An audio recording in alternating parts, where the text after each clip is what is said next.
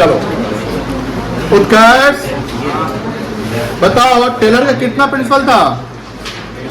हाँ, नाम बताओ।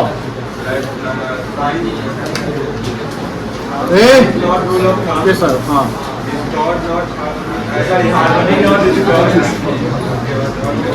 cooperation not individually.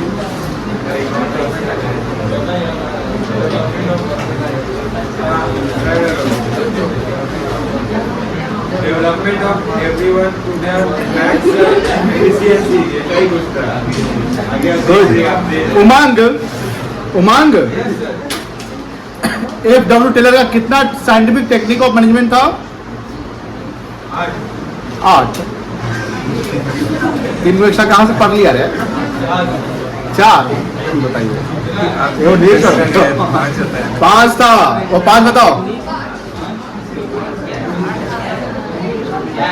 5 ही था ना? 5 था, 5 था। बता सकते हो? चलो आगे बढ़े। यहाँ देखो बउआ, बउआ यहाँ देखो, जब हम साइंटिफिक मैनेजमेंट लगाते हैं, ऐसा नहीं कि 100% इसका बेनिफिट ही है। जैसे आपने देखा होगा कि टेलर जो है वर्कर को 2 कैटेगरी में डालता है, एक एफिशिएंट वर्कर और दूसरा इनएफिशिएंट। वो समझ लो कि एक तरीके से अगर हम क्वालिटी बात करें तो मोटिवेशन दोनों को आता है, क्योंकि जो इनएफिशिएंट है उसके अंदर में डर रहेगा कि भैया हमको ज्यादा काम करना है, ज्यादा अच्छे से काम करना है, नहीं तो मेरा पेमेंट जो है वो रिड्यूस हो जाएगा। टेलर ये भी इंसिस्ट करता है कि इससे कंपनी को फायदा है। कंपनी को इसलिए फायदा है क्योंकि कंपनी को मोटिवेटेड वर्कर मिलेंगे और वर्कर पे सारा डिपेंड होगा कि भैया उसको नंबर ऑफ जितने बनाने उसके अकॉर्डिंग पेमेंट होगा। तो कंपनी हो सकता है कि वहां पर सुपरविजन थोड़ा कम भी कर दे। लेकिन हर चीज के प्रोज सिर्फ प्रोज ही होते ऐसा नहीं है, उसके कॉन्स भी होते हैं। मतलब कि सर डिमेरिट्स नहीं है। जैसे आपने कल डिमेरिट्स देखा होगा कि सर साइंटिफिक मैनेजमेंट टेक्निक लगाने से जो मान लो कि जो फ्रेशर है, फ्रेशर मतलब इनएक्सपीरियंस या न्यू वर्कर जा रहा है, वो तो एफिशिएंटली काम नहीं कर पाएगा। तो एफिशिएंटली अगर वो काम नहीं कर पाएगा तो उसका पेमेंट तो कटना शुरू हो जाएगा। दूसरा, जो एफिशिएंट वर्कर या कोई भी वर्कर, इधर वो एफिशिएंट हो इनएफिशिएंट हो, वो क्वांटिटी पे फोकस करेगा, किस पे फोकस नहीं करेगा? क्वालिटी पे फोकस नहीं करेगा। और जहां क्वालिटी कॉम्प्रोमाइज हो गया, मार्केट में प्रोडक्ट का जो सेल्स है हो सकता है कि रिड्यूस हो जाए, क्योंकि वर्कर तो फोकस कर रहा है कि नंबर्स ऑफ यूनिट बनाने हैं। तो हो सकता है कि उसने क्वालिटी में थोड़ा सा कॉम्प्रोमाइज करके नंबर्स ज्यादा बना ली, कि उसको पेमेंट तो नंबर पे मिलेंगे ना। तो वहां पर टेलर का जो प्रिंसिपल है वो एक तरीके से वो वहां पर अप्लाई नहीं हो पाता। समझ में आ रही है? Yes sir. तो यहाँ पर सर जब प्रोज और कॉन्स की बातें करते हैं तो क्या हम टेक्निक नहीं अप्लाई करें? आपने तो डिमेरिट्स बता दिया कि ये सब डिमेरिट्स हो सकता है, तो टेक्निक नहीं अप्लाई किया जाए। देखिए, आपको इस दोनों में कंपैरिजन करना पड़ेगा कि कितने ज्यादा एडवांटेज हो रहे हैं कि ज्यादा उससे नुकसान हो रहे हैं। अगर रेशियो या प्रोपोर्शन फायदा का ज्यादा है तो क्या करोगे? अगर मान लो किसी भी मेथड को अप्लाई करते हैं, उसके फायदे बहुत ज्यादा है, नुकसान थोड़ा है। नुकसान भी है बट नुकसान क्या है? थोड़ा है। बताइए अप्लाई करने की नहीं करेंगे? कर दीजिए अप्लाई। हर चीज के प्रोज एंड कॉन्स होते हैं, बट यहाँ पर प्रोपोर्शन देखना पड़ेगा कि प्रोपोर्शन अगर ज्यादा प्रोज के है तो अप्लाई करो, अगर कॉन्स के ज्यादा प्रोपोर्शन तो अप्लाई नहीं करो। तो साइंटिफिक टेक्निक में फायदे ज्यादा है, नुकसान कम है, इसलिए अप्लाई करते हैं। समझ में आ गई? यहाँ पर यह भी हो सकता है कि साइंटिफिक टेक्निक लगाते हैं, लेकिन मैं जो नया वर्कर आता है उस पर हम वो मेथड अप्लाई नहीं करेंगे। उसको पहले हम ट्रेनिंग डेवलपमेंट दे देंगे, जब वो ट्रेंड हो जाएगा, स्किल्ड हो जाएगा, तब हम एफिशिएंसी और इनएफिशिएंसी कॉन्सेप्ट लगा सकते हैं। ऐसा भी मैनेजमेंट करता है, कोई दिक्कत नहीं है। तो इसका एडवांटेज क्या क्या है साइंटिफिक टेक्निक लगाने का? पहला एडवांटेज देखो, यहाँ पर क्या लिखता है कि F.W. Taylor's scientific management is a systematic approach that improves the productivity and efficiency। क्योंकि आपने तो वहां पर एफिशिएंसी और इनएफिशिएंट कैटेगराइज कर दिया, मेथड स्टडी कर दिया, वर्क स्टडी कर दिया, मोशन स्टडी कर दिया, फैटिग स्टडी में डाला है। फंक्शनल फॉर्मेनशिप भी किया, पीस रेट सिस्टम भी कर दिया, मेंटल रिवॉल्यूशन भी कर दिया। ये सब आपके टेक्निक्स है। तो ये टेक्निक से कहीं ना कहीं हमारा वर्कर का एफिशिएंसी क्या होगा, ऑब्वियसली इंप्रूव होगा। और जब वर्कर एफिशिएंट होगा तो प्रोडक्टिविटी क्या होगा, बढ़ जाएगा इन एन ऑर्गेनाइजेशन। इसके कुछ एडवांटेज देखो, क्या क्या एडवांटेज है। प्रोडक्टिविटी क्या हो रहा है, हमारा बढ़ रहा है।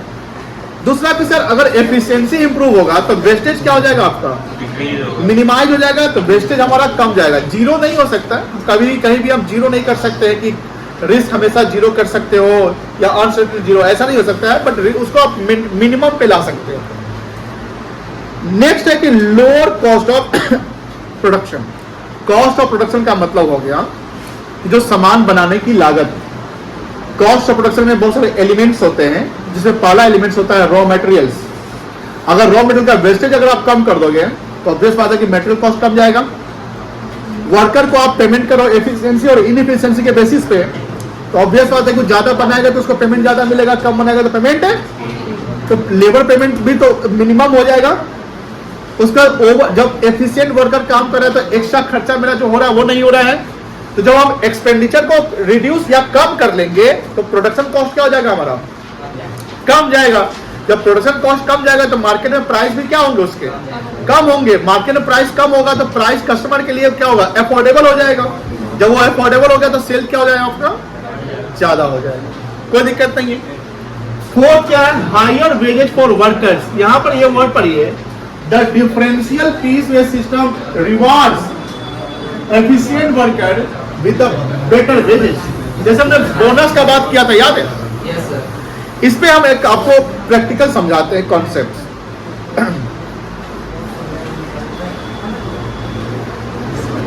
जैसे देखिए,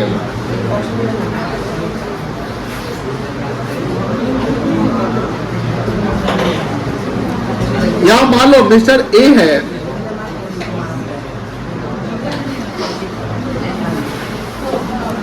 मिस्टर बी है,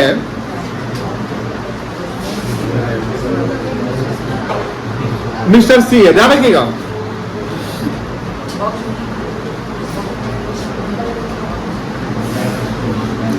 पीस वेज है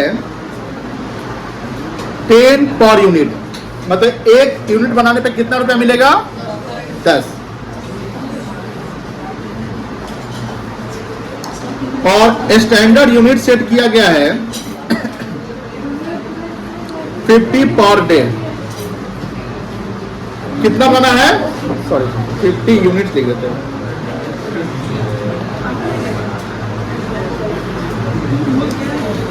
स्टैंडर्ड टारगेट आपका कितना यूनिट है, 50। अब यहां ध्यान रखना कि जो एफिशिएंट वर्कर है, एफिशिएंट मतलब कि जो 50 से ज्यादा बनाएगा उसको ध्यान से एडिशनल 20% बोनस मिलेगा। ठीक है, जो एफिशिएंट है मतलब वो 50 बना रहा है पूरा, मतलब ना 51 बनाया ना 49 बनाया, उसको नॉर्मल पेमेंट मिलेगा। नॉर्मल पेमेंट मतलब जो 10 का रेट है वो मिल जाएगा। लेकिन जो इनएफिशिएंट है, ध्यान रखिएगा, टेलर ऐसा करता है, 50 से अगर कम बनाया तो उसका पेमेंट क्या होगा, पेनाल्टी लग जाएगा उसको 20% ऑफ नॉर्मल पेमेंट का। मतलब कि आपको एक यूनिट का कितना मिलना है, एक यूनिट का कितना रुपया मिलना है, कोई जवाब नहीं दे रहा, मतलब फोकस नहीं कर रहा। एक यूनिट बनाने का कितना रुपया मिलना है, 10 रुपया मिलना है। लिखा हुआ है, आप देखो, आपको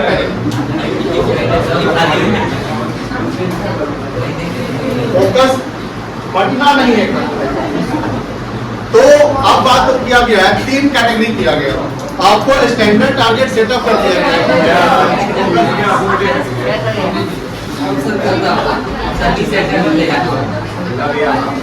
ये सब जो बात है मत बोलो। चलो, वो बच्चा तुम क्या कर रहा है बउआ, मोबाइल चला रहा है? हाँ, कहाँ पर थे हम लोग? पीस रेट सिस्टम थे। प्लीज ध्यान दीजिएगा, टेलर साहब का यह प्रैक्टिकल अप्रोच रहा है, कंपनी ये करती भी है। ध्यान सुनिएगा, कंपनी ने एक टारगेट सेट किया है कि एक वर्कर दिन भर में 50 बनाने का टारगेट रख दिए, 50 यूनिट, ठीक है, और एक वर्कर को 1 यूनिट बनाने का 10 रुपया मिलेगा। लेकिन कंडीशन ये है कि अगर कोई 50 से ज्यादा बना लेता है, मतलब 51, 52, 55, 60, 100 जो भी है, उसको जो नॉर्मल पेमेंट मिलना है वो नॉर्मल पेमेंट मिलेगा प्लस 20% बोनस मिलेगा। इसको इंसेंटिव कह सकते हैं। Incentive means what? The extra payment for extra effort. Incentive का मतलब क्या होता है? अगर कोई पूछे तो बोलेंगे extra payment for extra effort. मतलब जो नॉर्मल पेमेंट मिला वो मिलेगा ही मिलेगा, बट हमने जो एक्स्ट्रा एफर्ट लगाया है उसका हमको एक्स्ट्रा पेमेंट मिलेगा, दैट इज कॉल्ड इंसेंटिव। तो यहाँ पर 20%, अब बोलोगे सर 20% एक्स्ट्रा काम का मिलेगा। मान लीजिए कोई 55 यूनिट बनाता है तो जो 20% बोनस 5 यूनिट का मिलेगा कि पूरा 55 का मिलेगा? 55 टेलर कहता है कि पूरा 55 का दे दो, मतलब इतना रिवॉर्ड है। लेकिन टेलर ये कहता है कि कोई 50 का 50 बना लिया, उसको नॉर्मल करके छोड़ दो, न काटो न ज्यादा दो। वो भी एफिशिएंट है, बट उसको आप बोनस नहीं दो। लेकिन टेलर कहां सख्त है कि जो इनएफिशिएंट, जो 50 से कम बनाया, इवन वो 49 बनाया, अगर एक कम बना लिया वो कहलाएगा इनएफिशिएंट। वहां टेलर बोलता है कि नॉर्मल पेमेंट जो होगा उसका 20% पेमेंट कम करोगे। मतलब कि 10 रुपया 1 यूनिट का है, उसका 20% कितना होगा? 10 रुपए का 20% कितना होगा? 2 रुपया होगा। 500 का 20%। इतना कॉमर्स पढ़ रहे हो, 1.5 साल से पढ़ा रहे हैं, 10 रुपए का 20% कितना होगा? 2 रुपया होगा। एक साल भी नहीं हुआ, 1 महीना बाकी है तो नहीं जानोगे, और हम 6 महीना से पढ़ा रहे 10 का 20% नहीं बताओगे। अभी 1.5 साल नहीं हुआ सर। हाँ समझ, 2 रुपया काट दोगे तो कितना पेमेंट मिलेगा? 8 रुपया। अब यहाँ आप देखो ध्यान से, ये जो 3 बंदा है, ABC ठीक रहेगा कि तुम लोग का नाम लिख दे? बोलो आएगा तो अब मिल पे जाते हैं। देखिए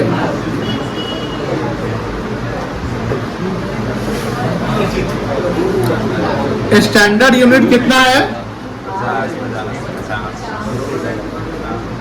50। एक्चुअल प्रोड्यूस ए किया है 60, बी किया है 50 और सी किया है 49। 40 कर दीजिए। बताओ किसको बोनस मिलेगा? ए को बोनस मिलेगा। अब हम कैलकुलेशन करते हैं पेमेंट का। क्या करेंगे? पेमेंट। ध्यान से देखिएगा, कितना यूनिट ए बनाया है? 60 यूनिट। 1 यूनिट का कितना रुपया है? कितना हो गया? और इसको एडिशन क्या मिलेगा?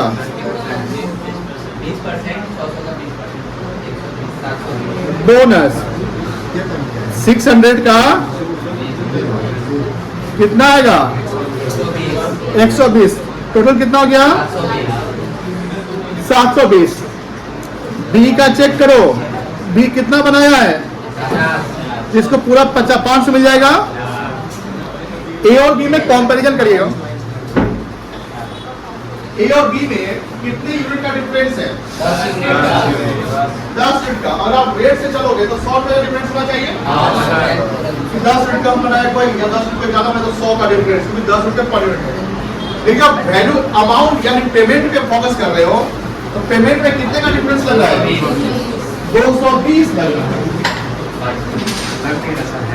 अब 220 रुपया है, इसका मतलब जहां बी 50 बना रहा था वो कहेगा नहीं भाई 50 से कल से अब हमको 50 से ज्यादा बनाना पड़ेगा, तो हम 20% एक्स्ट्रा लेंगे टोटल यूनिट्स पे, एडिशनल यूनिट पे नहीं। टोटल यूनिट से आपको 20% एक्स्ट्रा मिल जाएगा, जो एक को यहाँ पर फायदा हो गया। अगर एक 51 बना लेता तो भी फायदा हो जाता। अब मान लेते हैं 80 का, देखो सी कितना बनाया? 49। बताओ कितना मिलेगा? 10 तो नहीं मिलेगा। मान लो कि इसका 490 आ गया, इसमें क्या होगा? पेनाल्टी कटेगा 100 रुपया। 20%, 490 का 20%, यही ना आएगा? 500 पे कटेगा 500 पे 20% कटेगा, 10 रुपया में 20% कटेगा।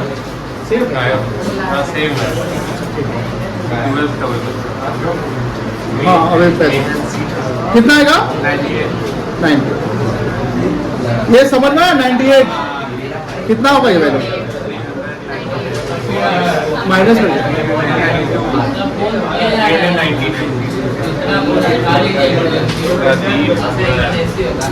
बचवा तो है। पांचवा पॉइंट क्या है? Better working condition. ये समझ गए? बेटर वर्किंग कंडीशन मतलब क्या होता है? गुड इन्वायरमेंट, जो इन्वायरमेंट सही होना चाहिए। छठा है आपका इम्प्रूव क्वालिटी ऑफ प्रोडक्ट्स। अगर हम साइंटिफिक टेक्निक लगाते हैं, मेथड स्टडी होगा, याद होगा, वर्क स्टडी है, फंक्शनल फॉर्मेनशिप है, मेंटल रिवॉल्यूशन है। तो ये जो 4 टेक्निक है, 5वां टेक्निक नहीं, जो piece rate system. Piece rate system में क्या है? क्वांटिटी फोकस करता है, लेकिन उसके अलावा जो टेक्निक है वो क्वालिटी फोकस कर रहा है। तो यहाँ पर बोलता है कि हमारा जो क्वालिटी है वो भी क्या होगा? आपका इंप्रूव होगा, कोई दिक्कत नहीं है।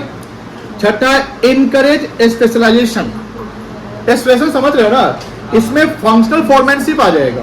क्यों आएगा? क्योंकि उसमें 8 एक्सपर्ट्स हैं। कितने एक्सपर्ट्स हैं? 2 डिपार्टमेंट है, तो सबके एक्सपर्ट तो बना दिए गए हैं, सबके सुपरवाइजर बना दिए गए हैं, तो कहने के स्पेशलाइजेशन एकदम आना है। 8वां साइंटिफिक सिलेक्शन एंड ट्रेनिंग। जो सिलेक्शन और ट्रेनिंग होगा वो भी कैसे होगा? साइंटिफिकली होगा, मतलब कि जो आपका स्किल जिसमें है, जो आप जानते हैं, उसके अकॉर्डिंग हम आपको ट्रेंड करेंगे। जैसे मान लो कोई एमबीए करता है, तो एमबीए के भी तो बहुत सारे स्पेशलाइजेशन होते हैं। तो आप अगर फाइनेंस से करते हैं तो आपका ट्रेनिंग डेवलपमेंट कंपनी में फाइनेंस सेक्टर में होगा। आप एचआर से करते हैं तो उधर होगा। मार्केटिंग करते हैं तो मार्केटिंग, यानी कहीं ना कहीं जिस स्ट्रीम से आप क्वालिफाई करते हो उसी स्ट्रीम के अकॉर्डिंग आपका ट्रेनिंग एंड डेवलपमेंट कंपनी कराती है, कोई दिक्कत नहीं है। नेक्स्ट है harmony between worker and management. याद है प्रिंसिपल हार्मोनी नॉट डिस्कॉर्ड? तो हार्मोनी क्या था? हार्मोनी नॉट डिस्कॉर्ड में क्या कहानी था? आप बताइए तो आशुतोष, क्या था उसमें? कंपनी क्या कराती है उसमें? गुड। और बताइए, और कुछ कीवर्ड बताइए। Mutual trust. म्यूचुअल ट्रस्ट समझ रहे ना? अगर म्यूचुअल ट्रस्ट है, फ्रेंडली टॉक हो रहा है, सुपीरियर और सबऑर्डिनेट के बीच में फ्रेंडली रिलेशन है, वहां पर कोई क्रीड, कास्ट, ये सब कुछ नहीं चल रहा है, तो हम कह सकते हैं कि हार्मोनी है, डिस्कॉर्ड नहीं है। 10वां है efficient use of machine and equipment. Simple है, और हम साइंटिफिक टेक्निक अप्लाई कर रहे हैं तो हमारा मशीन का यूटिलाइजेशन ऑप्टिमम लेवल पे होगा। ऑप्टिमम मतलब कि मशीन का हम प्रॉपर यूज कर सकते हैं, क्योंकि मशीन में भी ध्यान रखिएगा जो कैपेसिटी है उस कैपेसिटी से कम आप प्रोडक्शन करते हैं, मतलब बहुत कम करते हैं। जैसे मान लो कि 10 लाख की मशीन है, उस पर वियर टियर होता है ना वियर टियर। तो वियर टियर होने से क्या चार्ज करते हैं? मशीन पे लॉ के अनुसार, इनकम टैक्स लॉ के अनुसार 15% डेप्रिसिएशन रखा गया है। तो 10 लाख पे 15% कितना होगा? 1,50,000। अब मान लो कि मशीन का हम 50% कैपेसिटी यूज कर पाते हैं। मशीन का कितना परसेंट कैपेसिटी यूज कर पाते हैं? 50%। तो बताइए क्या डेप्रिसिएशन में हम 50 कर देंगे? डेप्रिसिएशन तो 1.5 लाख तब भी लगने हैं, और अगर आप 100% कैपेसिटी यूज करते तो भी डेप्रिसिएशन कितने लगने हैं? 150 लगने हैं। इसलिए बोला जाता है कि मशीन अगर है हमारे पास तो उस मशीन का भी हमको यूज कैसे करना है? एफिशिएंटली करना है। मशीन में भी वेस्टेज नहीं करना है, कोई दिक्कत नहीं है। चलिए, ये लास्ट टॉपिक है, मॉडर्न साइंटिफिक मैनेजमेंट टेक्निक्स। इसमें बुक में से आप देखिएगा, लास्ट बुक में ऐसा टीक्यू नहीं दिया हुआ है, टीक्यू डाल दिया आपको, ध्यान रखिएगा। मॉडर्न साइंटिफिक मैनेजमेंट टेक्निक क्या है कि बिजनेस में जो हम प्रोडक्शन करते हैं या कॉस्ट को मिनिमाइज करते हैं, कॉस्ट मिनिमाइज करने का मकसद है कि प्रॉफिट मैक्सिमाइज हो जाए। कॉस्ट को मिनिमाइज करने का मकसद क्या है? प्रॉफिट क्या हो जाए बेटा? मैक्सिमाइज हो जाए। तो टेलर के अलावा कुछ और टेक्निक्स है जिसको हमको अप्लाई करने होते हैं। उसमें ये डेवलप किया गया यूएन के द्वारा, बहुत सारे अथॉरिटी कंपनी के द्वारा, इसमें किसी ने यहाँ पर मेंशन नहीं किया गया। जैसे ध्यान रखना, पहला है आपका लीन मैनेजमेंट। डॉक्टर के यहाँ सब लोग गए होंगे, बैठिए ऑफिस बैठिए। डॉक्टर के यहाँ आप लोग गए हैं? प्लीज डॉक्टर के यहाँ गए हैं आप लोग? आप लोग जब गए होंगे तो वेटिंग टाइम आप लोग कितना रहा? कभी एक्सपीरियंस किया कि वेटिंग टाइम वेट बहुत करना पड़ता है? इमरजेंसी में हमेशा गए हो क्या जो 0 मिनट बोल रहे हो? प्लीज फोकस करिएगा।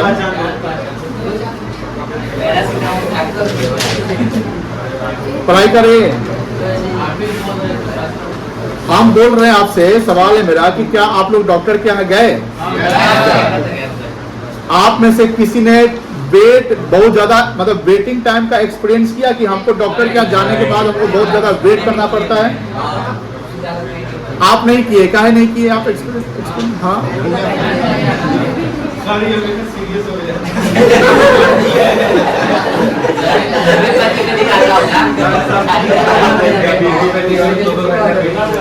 समझा के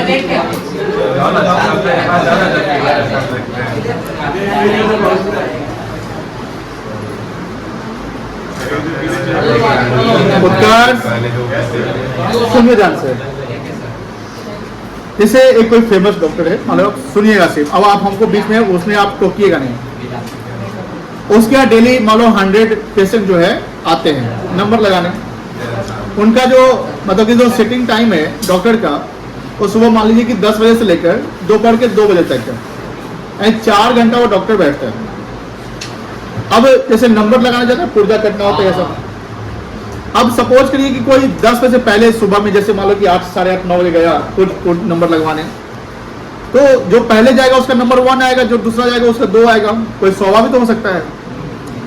अब सपोज करिए जो वहां पर जो पर्सन जो पुर्जा काट रहा है, तो उससे पेशेंट या पेशेंट का जो रिश्तेदार रिलेटिव जो नंबर लगवाने गया है, वो पूछेगा ना डॉक्टर साहब कितने बजे बैठेंगे, तो 10 से 2 बैठते, यही बोलेगा वो, या वो लिखा रहता है कागज में कि 10 से 2 बैठते।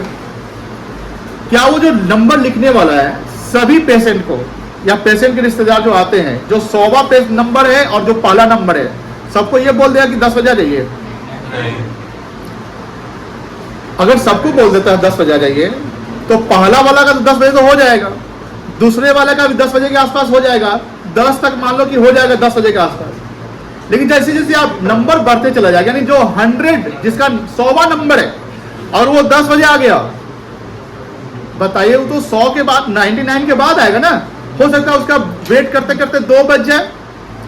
वेटिंग टाइम कंपनी भी हमेशा सोचती है कि हमारे पास जो हमारे जो ऑर्डर हो, सेल्स ऑर्डर हो, परचेज ऑर्डर है, या जो हॉस्पिटल सब है, या जो डॉक्टर है या बैंकर है, हमेशा कस्टमर का वेटिंग टाइम मिनिमम करना चाहती है, रिड्यूस करना चाहती है, क्योंकि सबके टाइम इंपॉर्टेंट है। जो 100वां पेशेंट गया होगा 10 बजे, वो परेशान हो जाएगा, वो बार बार पूछेगा सर कितने में देखेंगे, 10 बजे से बैठे हुए, 10 बजे से बैठे हुए, ऐसा होता है।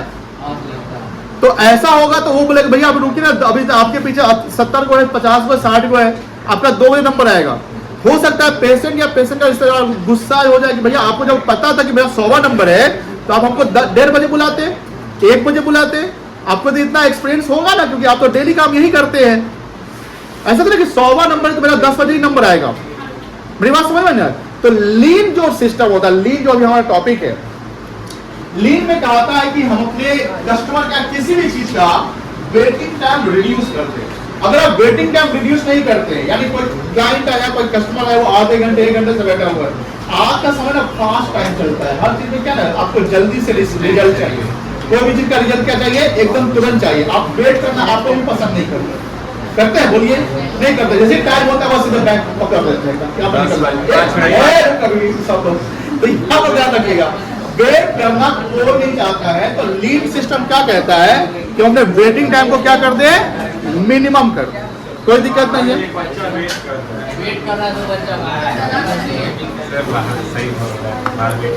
देखिए भगवान,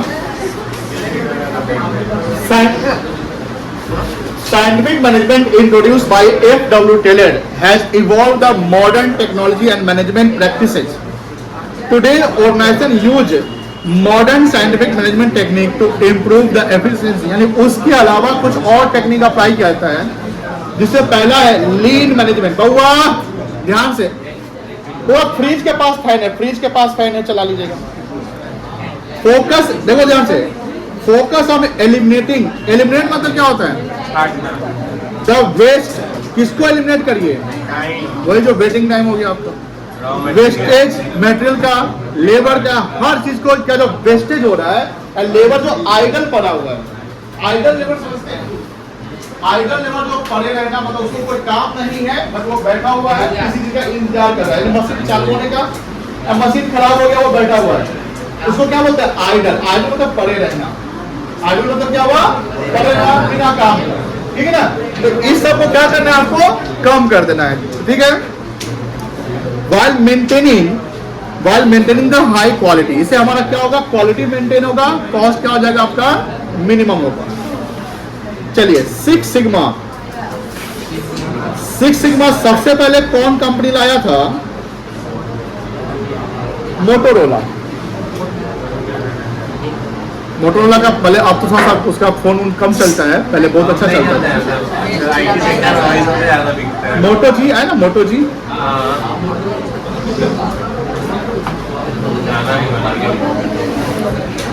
मोटोरोला एक कॉन्सेप्ट लाया था, देखिए accompany by company, six sigma. ये सिक्स सिग्मा क्या होता है समझिए। हम लोग जैसे देखते होंगे प्रोडक्शन टेक्निक, प्रोडक्शन टेक्निक कितने हैं? अर्पिता आप बताओ, प्रोडक्शन टेक्निक कितने हैं? कल भी बताया था। क्या नाम? यस, तुम बताओ तो प्रोडक्शन टेक्निक कितने हैं? प्रोडक्शन करने के कितने टेक्निक है? उमंग तुम बताओ। 4। कौन कौन है बताओ? हम प्रोडक्शन टेक्निक पूछ रहे हैं, आप लोग फंक्शनल फोरमैनशिप पे हैं। Very good. Labour intensive technique and capital intensive technique. हमने क्या बोला था? किसमें ज्यादा एरर या प्रोडक्ट में डिफरेंशिएशन किस टेक्निक में होगा? लेबर में डिफरेंशिएशन और कैपिटल में। लेकिन क्या हम ये बोल सकते हैं कि कैपिटल इंटेंसिव टेक्निक, ये उत्कर्ष, कैपिटल इंटेंसिव टेक्निक में हम ये बोल सकते हैं कि जो भी प्रोडक्ट आएगा वो 100% एग्जैक्ट सारा प्रोडक्ट सेम मिलता चला जाएगा? थोड़ा बहुत डिफरेंशिएशन क्रिएट हो सकता है। आप उसको क्या करोगे? बार बार चेक करोगे, ट्रायल करोगे, क्योंकि कहीं ना कहीं प्रोडक्ट को अगर आप लॉन्च कर रहे हैं, capital intensive technique generally large company लगाकर यू अप्लाई करती है। अब जो कंपनी है, जैसे गूगल कंपनी है, माइक्रोसॉफ्ट है, अमेजॉन है, टेस्ला है, एप्पल है, सैमसंग है, ये सब कंपनी टेक्निक लगाती कौन सा? Capital intensive. उनके प्रोडक्ट क्वालिटी में कोई डिफरेंशिएशन ना हो, उसके लिए वो एक कॉन्सेप्ट अप्लाई करती है जिसका नाम है सिक्स सिग्मा। क्या नाम है बेटा? Six sigma.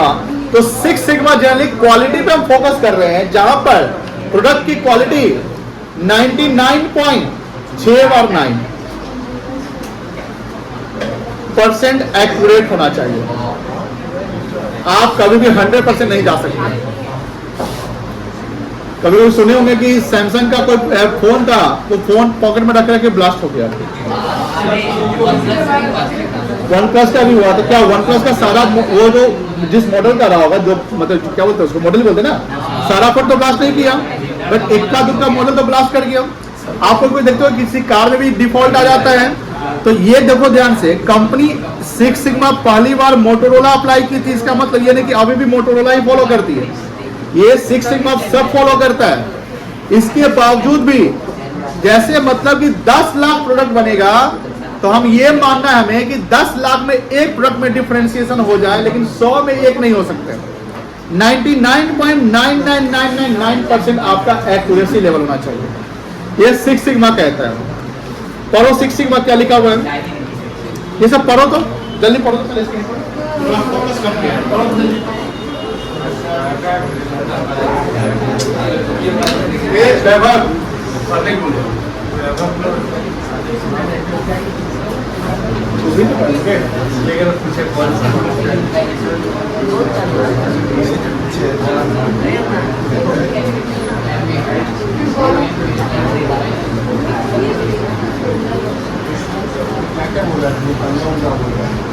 सिक्स सिग्मा से पढ़ लिए?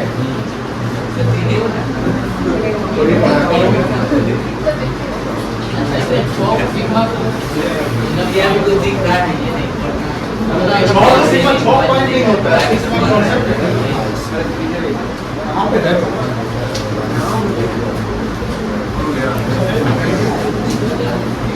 पढ़ लिए नहीं पढ़े? कल कौन सा दिन है? चलो 6 सिग्मा तक रहने देते हैं। इसका होमवर्क करना है, रुक जाएगा, माइक्रो वाल रुक जाएगा।